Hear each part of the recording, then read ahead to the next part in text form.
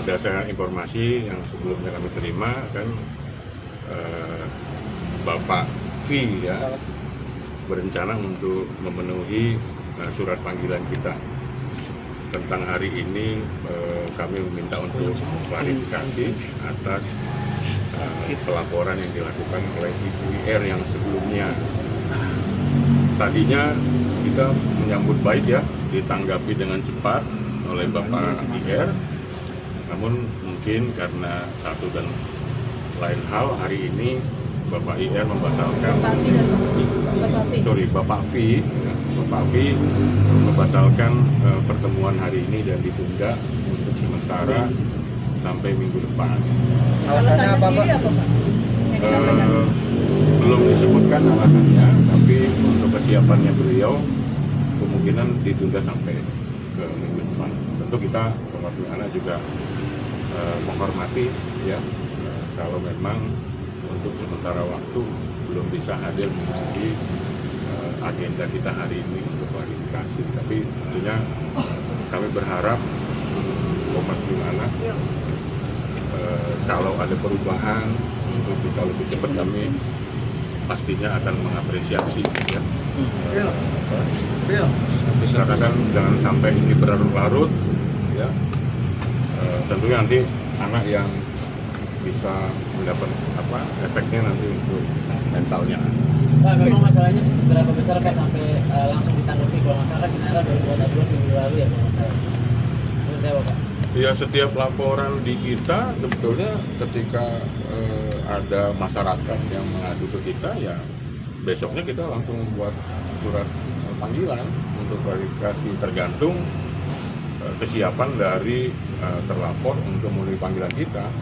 Ya kami tadinya ya mengapresiasi ya begitu cepat ditanggapi, tapi kemudian ya hari ini ada penundaan ya tentu kami juga menghormati. Dasar pokok permasalahannya apa sih Pak yang menjadi aduan dari IR sendiri? Seperti yang kita sampaikan kemarin kan bahwa ada laporan dari ibu yang mempunyai hak asuh anak bahwa anaknya dibawa paksa tanpa persetujuan dari yang memiliki hak untuk mengasuh anak, dan ya dia ditutup aksesnya ya, orang ibu ditutup akses untuk bertemu dengan anak-anaknya. Tentu ini kan tidak sesuai dengan undang-undang perlindungan anak juga ya, bahwa setiap anak memiliki hak untuk mendapatkan kasih sayang baik dari ayah atau dari ibu. Nah, itu mungkin yang masyarakat perlu ketahui.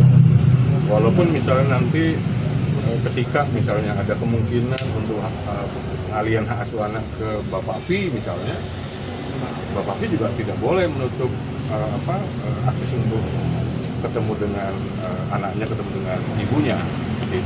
Begitu sebaliknya sebetulnya. Jadi ketika kami kemarin tanyakan kepada Ibu IR, selama ini bagaimana dengan ketika anak berada di sisi dia, apakah Bapak V juga diberikan akses untuk ketemu? Dia jawab, kita berikan akses penuh, bahkan sampai menginap di rumahnya. Kalau mereka menginap di rumahnya, saya keluar untuk mempersilakan mereka, bapak dan anak, saling bercengkrama, ya, berbagi kasih sayang dan sebagainya. Saya kira itu. Praktisi salah satu praktisi sudah bilang sebenarnya untuk Bapak V anak di tangan Bapak V sebenarnya nggak apa-apa terlepas dari putusan pengadilan. Oh ya, saya kan juga seorang bapak ya. Kalau niat baik itu tentu kita tangkap adalah sebagai niat baik menurut kami ketika melihat Bapak V beranggapan menyelamatkan anak dari kemungkinan pengaruh-pengaruh buruk dan sebagainya. Saya juga mungkin akan melakukan hal yang sama, tapi niat baik ini kan bisa juga belum tentu ya akan bisa jadi mengakibatkan ada konsekuensi hukum di situ ya. Contoh misalnya menutup akses komunikasi, itu kan tidak boleh seperti itu. Bahwa niatnya baik tapi tentu harus didukung juga untuk prosesnya. Misalnya kalau melihat ada potensi anak untuk terganggu psikisnya ketika berada di rumah itu, dia akan menjadi baik kalau dia misalnya mengajukan hak perwalian anak misalnya ke pengadilan, dan itu ada ruang untuk itu, dan kita juga mengajukan untuk itu sebetulnya ya, kalau memang dianggap seorang ibu atau seorang ayah seperti tidak layak atau mempunyai catatan khusus ya untuk proses tumbuh kembang anak gitu. Konteks ditutup-tutupnya sama Virgun itu seperti apa sih Pak? Maksudnya apakah anak-anak ini memang punya HP terus nggak boleh komunikasi, harus ngeblok Inara atau seperti apa? Iya, Pak? jadi kesulitan untuk berkomunikasi, misalnya untuk menggunakan handphonenya kan tidak, anak-anak itu kan memang baik ya dibatasi penggunaan handphone. Menurut informasi yang kami terima 1 atau 2 jam sehari, kami juga mendukung itu ya, anak-anak hari ini memang dibatasi waktu bermain dengan gadgetnya, tapi itu akhirnya jadi menutup komunikasi. Seharusnya kan tidak boleh ada salah satu pihak, apakah ketika anaknya berada di Ibu IR atau anaknya juga berada di Bapak V, anak itu diputus komunikasinya, karena anak mempunyai hak untuk mendapatkan kasih sayang dari bapak dan dari ibu.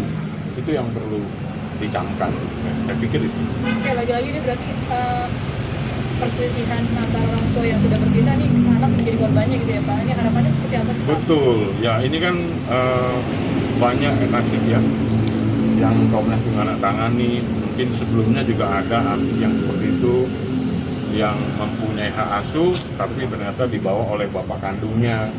Itu juga pernah terjadi di Komnas Perlindungan Anak, salah satu selebritis kita juga ya. Tentu ini tidak dibenarkan ya.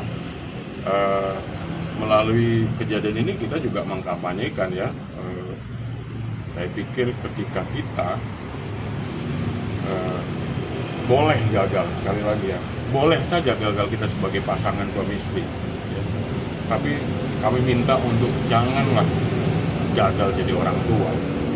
Anak itu mempunyai hak untuk benar-benar bisa bersama dengan ayahnya. Anak itu harus juga bersama dengan ibunya, masing-masing sama. Lepaskanlah egoisme dari masing-masing pihak. Fokus pada anak-anak kita yang hari ini kita tahu sendiri banyak permasalahan anak-anak kita. Ya, jangan kita juga menambah daftar hitam tentang bahwa anak-anak kita tidak mendapatkan kasih sayang dan sebagainya, mempunyai efek buruk tentang kejadian ini. Nah, itu anjuran kita, harapan kita. PD kita biasanya kita kirimkan surat panggilan pertama, panggilan kedua, dan seterusnya. Nanti kita lihat lagi perkembangannya berikutnya. Tentu kita seperti yang saya informasikan sebelumnya, kami tetap mengupayakan untuk jalur mediasi untuk menyelesaikan konflik yang berkepanjangan seperti ini ya. Lagi-lagi Komnas Perlindungan Anak berdiri di atas kepentingan terbaik anak. Kasihan anak-anak itu kalau sampai misalnya ditutup aksesnya, kemudian tidak bertemu dengan ibunya ya. Sekali lagi, anak memiliki hak yang sama untuk mendapatkan kasih sayang dari apakah dari ayah atau dari ibu. Itu mungkin ya. Sejauh ini Virgun belum memberikan kenapa nama tuduhan dari Belum, betul. Jadi kan biasanya SOPD kita kan ketika ada pelapor atau masyarakat yang datang ke Komnas Perlindungan Anak, kami tentunya akan tampung dulu ya. Kemudian ya kami sinkronkan dengan keterangan dari terlapor. Dalam hal ini, kasus ini kami sangat mengharapkan sekali sebetulnya proses mediasi terjalin dan anak-anak baik-baik saja dan masalahnya juga cepat teratasi, sehingga anak kan nanti bertemu dengan teman sekolahnya. Kalau konflik ini berkepanjangan, setiap hari ada di media, itu kan mempengaruhi psikis anak. Dan kami juga berniat juga nanti akan mengirimkan bantuan tenaga psikolog untuk misalnya mengetahui sampai hari ini ketiga anak itu kira-kira apakah baik-baik saja psikisnya. Nah, itu nanti kita bisa dapatkan informasi. Oke Bang, emang mungkin untuk memberikan bantuan ke psikolog sendiri.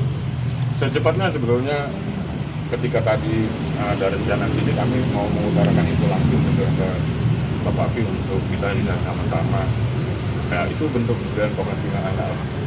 Pak, memang Firgon belum datang ya ke Komnas Anak.